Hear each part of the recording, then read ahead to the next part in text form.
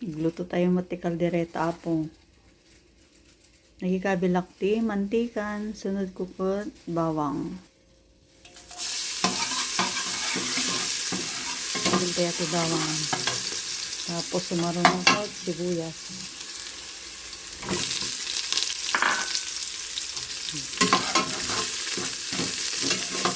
Gisa-gisa lang natin hanggang sa maamoy yung mabangong aroma ng mga ricado. Okay na po yung ricado, kaya ilalagay na po natin yung binabad kong karne na buto-buto at laman.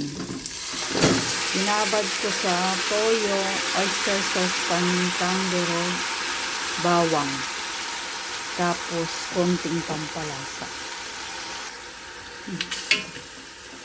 Bali, ang gamit ko pong karne dito ay pork kasim at saka pork buto-buto.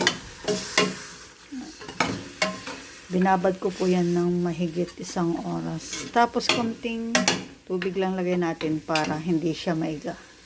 Ayan, nilagyan ko na po ng konting tubig. Tapos takpan natin. Ayan, tinakpan ko na po. Orasan po natin ng 10 minuto kapag umikot na yung pito sa taas. Ayan, umikot na po. Bali, dyan po tayo magbibilang ng 10 minuto.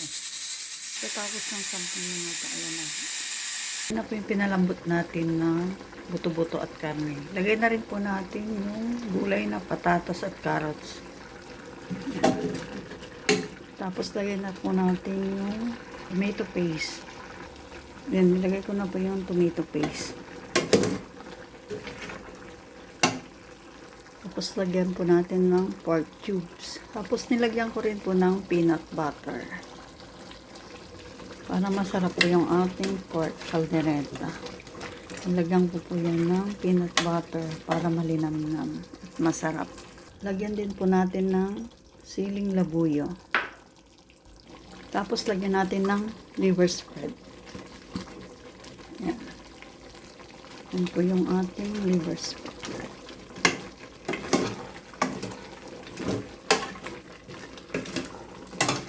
Saka po ilagay natin yung bell pepper na color green. Yan.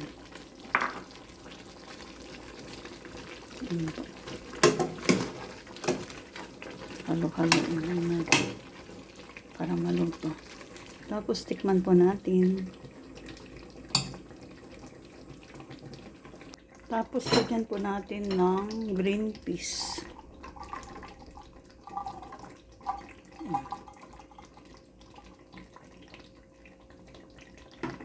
Okay na po yung lasa niyan.